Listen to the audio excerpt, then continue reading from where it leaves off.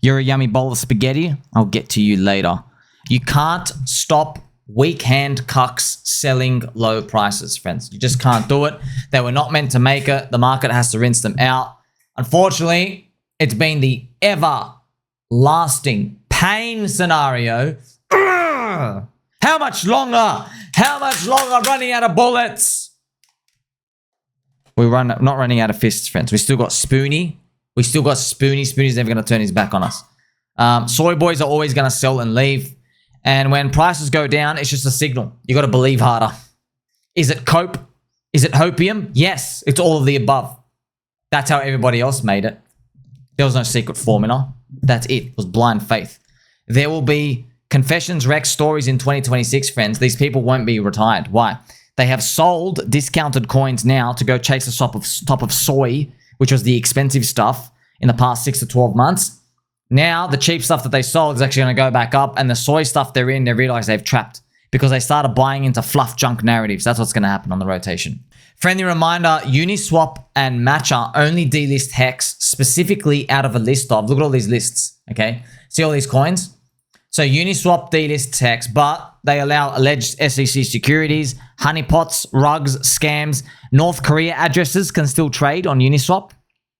Pathetic. Matcha is part of the crew as well. Token not supported. Deep state scum, friends. By the way, the Kamala Harris soy boys. So we're not surprised at this agenda. Just want to let you know the community is still strong, completely unfazed by this. Unfazed. Okay. And by the way, we made a better DEX with an actual proper buy and burn. Okay. By the people, for the people. PulseX as well. The price is okay holding up. It's still way below SAC price. Everybody's still destroyed. Yeah, it is what it is. Well, we hopefully get a massive surge up later. If I put it on a log chart, get some cope out here. I don't know how high we're going to go. We need Ethereum to rise up, and then we can get the party started. Remember this, friends. Remember this chart I made here for you. It is others BTC in the candles, and the white chart is the ETH BTC. So notice how, right, when altcoins are weak against Bitcoin, Ethereum is weak. So Ethereum and altcoins, that's showing you others ETH ratio. Okay, so notice how it goes down together, goes up together. Yep, you see that? They rise together up here. Yes, they rise together here. They do this sideways, and look at that. They crash together. They crash together. So Ethereum is the mothership of altcoins. Very, very important to know. That's why we're waiting for stuff. So when people are complaining about their one coin, like a lot of people complaining about, say Phantom's price performance, or PulseChain, or anything on PulseChain ecosystem, or if you're complaining about Chainlink, or even the layer 2 chains for Ethereum, it's all about the ETH price. We need racist Russell 2000 to stop being racist. You know, racist Russell 2000, friends. In the past 3 cycles, racist Russell, he had a couple of white friends. You see that? You get that joke, by the way? Because it's funny. All I see is racism against white people, and everyone says it's okay. That makes no sense to me. That's all I'm just all over. It's kind of, I don't know why it's like that. It is what it is. It's just racist Russell 2000 had some white friends, so he wasn't racist back then. Now he's got no white friends. Whatever force is keeping racist Russell to be racist under the all-time high, that is, you know what it is, friends. It's a higher US dollar. Okay, that's one of the forces. Yeah, this is racist Russell 2000. Still racist. Okay, high US dollar, business ISM. Remember, instead of having around 10 months of business ISM below 50, we've had 26 months. So we finally started to curl up. We need Donald Trump to do some, he's got to get Vladimir Putin, maybe like rub his head and kiss him for good luck. And we'll see what happens. Remember, friends, as well, most altcoins are a function of ETH. And in the past 10 months, Jeets sold their Ethereum-linked coins, like PulseChain, in order to go buy Soylana. Most KOLs are trapped. They're all banking on the Sol ETH ratio going up as ETH rises. If that doesn't happen and the narrative shifts to another chain, then they will be forced to all FOMO buy Ethereum chains higher, and thus the cycle will repeat again. Okay, so that's what they're all banking on. Everyone is pretty much banking on, if you put it in a nutshell, every single person needs this to go up. Most of the industry. They're all trapped on the Soylana altcoin. They need Sol ETH to go up. If it doesn't go up and it goes down, they're not going to ride it to the end. They're going to say, oh, now I have a fear that I'm going to miss the whole bull market. Let me go sell this damn thing I'm down 80% on. Let me go buy onto whatever the new coin is on Ethereum. Also, friends, I told you many times, people on the chains, they don't believe, man. Everybody's just a vulture cheat. So if people see PumpFun has deployed on Coinbase, Ethereum stuff, or even PulseChain, they don't care. They'll just go start deploying another chains, make more money. They don't give a crap. And people will just start making other coins there. They're like, oh, okay, let's go take the Retario. Let's go to another chain. Let's make the Retario on Coinbase. They'll just go do that. They don't. That's the thing, friends. They're not tested yet. They're not tested yet because they were always in main season narrative. The other PulseChain and Ethereum stuff were not in main season last year at all. Destroyed. So it's only the believers left. And I've actually got this post here as well, friends. My prophecy. PumpFun will deploy their JPEG casino on other chains. I've got a picture here.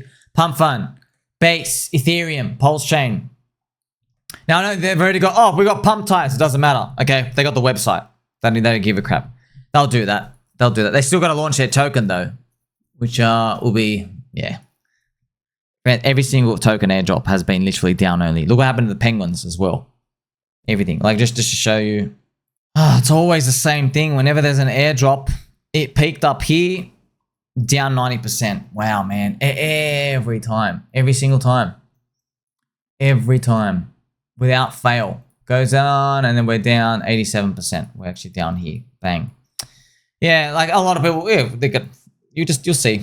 You'll see. We saw it last cycle, friends. People they just go to where the money is. Yeah. If the speed token is going down, and something else is going up and there's another chain, people just go in. They go, oh, people are making money of it because those people are rich. They have money to spend. Yeah. It's kind of like, friends, if you're a DJ and you're playing music and there's a crowd of people, or you're an artist, oh, I want to go perform at some sort of city. Okay. If you're in some African tribe city, you're like, oh, I just love Africa so much. I love hanging with the sand dunes and the lions and the hyenas and stuff out here. Yeah, but if literally Las Vegas starts getting erupted and there's a lot of like rich tourists there, they like made a lot of money because the land and stuff, everything's worth there. They're like, hey, we'll fly you over. You know what I mean? We'll fly you over. We'll pay you like $100,000. Just come play for one night. Everyone's like, oh yeah, cool. See you later, hyenas. I'm not hanging around here. It's the exact same thing as crypto. And they don't even have to physically fly anywhere. It's just literally just click a few buttons because those people are rich and they're spending stuff. So people will just do the whole supplying of tokens thing, which is usually JPEG Casino. And remember, friends, it's funny, just because it might not be JPEG Casino stuff, but like if there's a new narrative that comes out, like, oh, let's do AI, but now artificial intelligence Game Boys for pet dogs. Yeah, people just make fluff tokens just like they did before. All the AI stuff was full narrative. Check this out as well. I want to show you this. So this guy, I've got a Coinfessions Rect here. He's got a story. So basically what he did is he traded his way from, this is about, say, 50K all the way up to 120,000.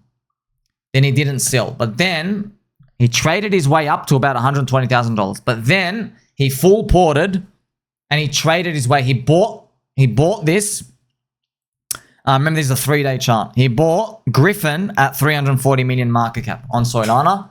And now he's down 80%. So his 120K is back down to 20,000. He's down here now. Now that's the thing, friends. When people say, "Yeah, I traded my way through," what you actually find most of them did was, they're the few people who were in the coins that just kept going up that never rugged. Okay, they were in, and then they call themselves skilled, and then they just land on something that just doesn't go up, and they don't get out. And you're probably wondering, why don't they get out? It's because, man, their volatility is so extreme. In 3 to 5 days of their holding, they're down 25%. They don't want to take a big loss. They're like, man, I'm not taking out 25% straight away.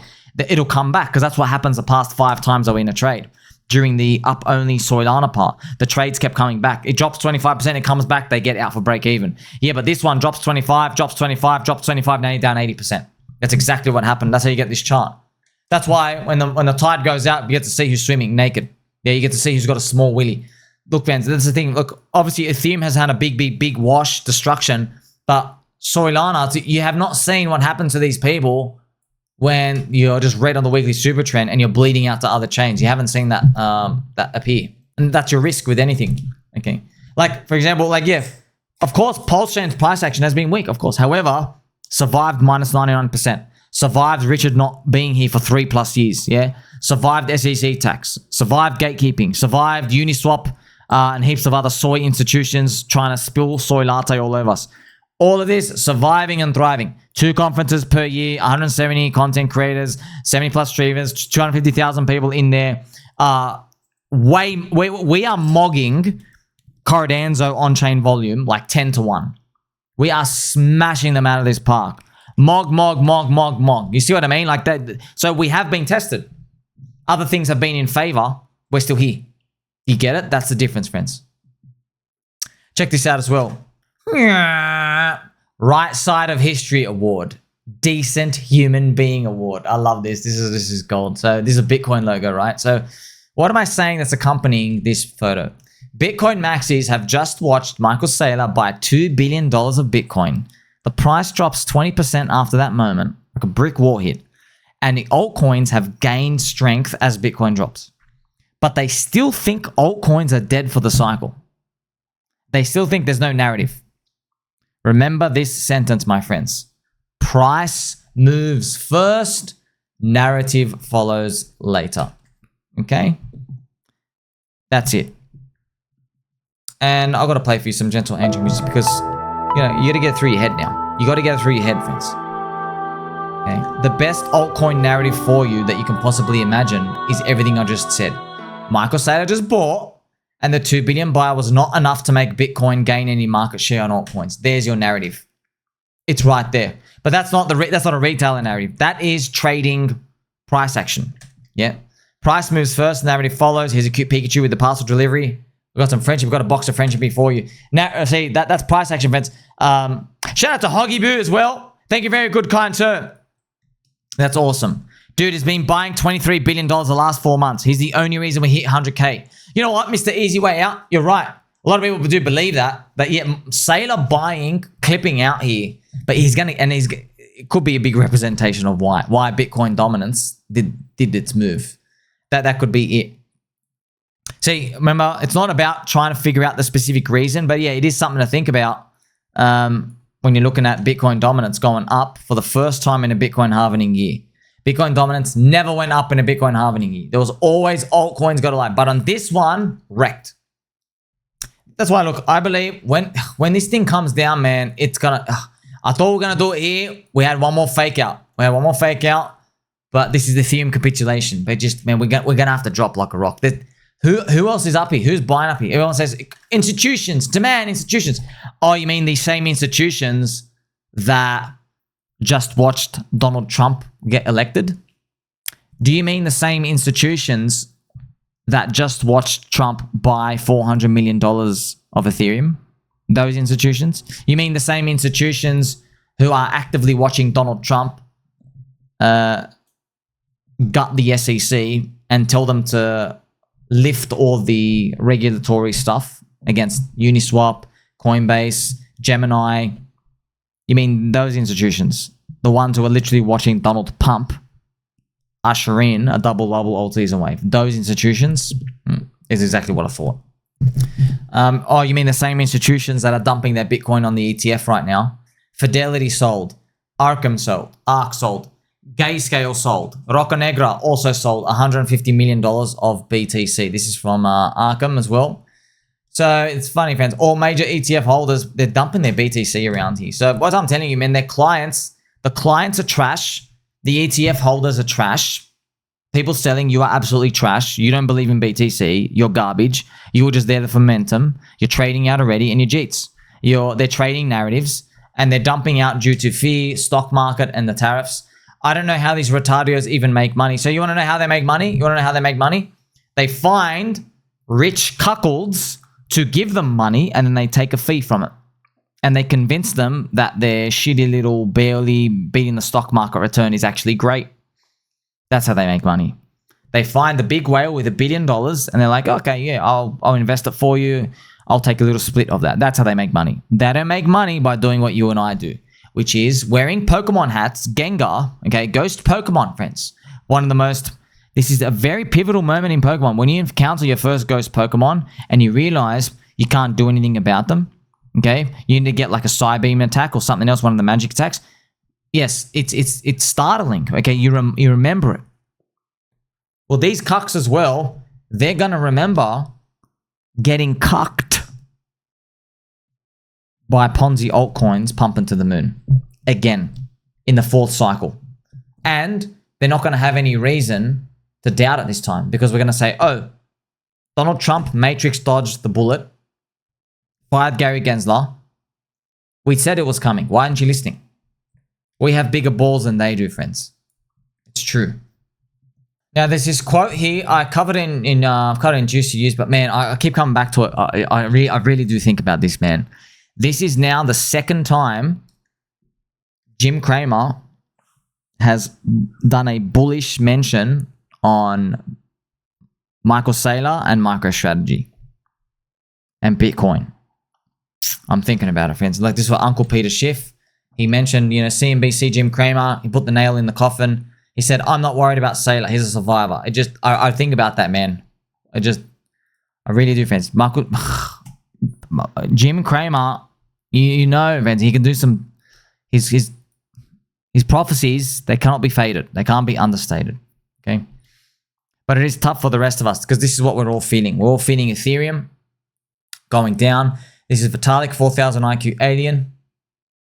You know, Ethereum is only 57% higher in price than January 2018. You know, that's more than 7 years, man. From 1,400 to 2,200. Damn. See, Bitcoin at its high was 20K back then. And it hit 100. 5x on top of that. That's why I thought Ethereum was going to be like 7,000, 8,000 by now. We all thought Ethereum would be around 10K when Bitcoin was 100K. Oh, man, Ethereum is closer to 2. That's markets. That's what they do. It's an abomination. It makes you wonder, if Ethereum can't make gains after 7 years, what chance do 10,000 plus altcoins have? That's why you got to be better with your filtering. We are better at our filtering. Community is the asset. Look, if XRP Army could do it, we can do it too. Like, subscribe, be better, and all. Catch you soon.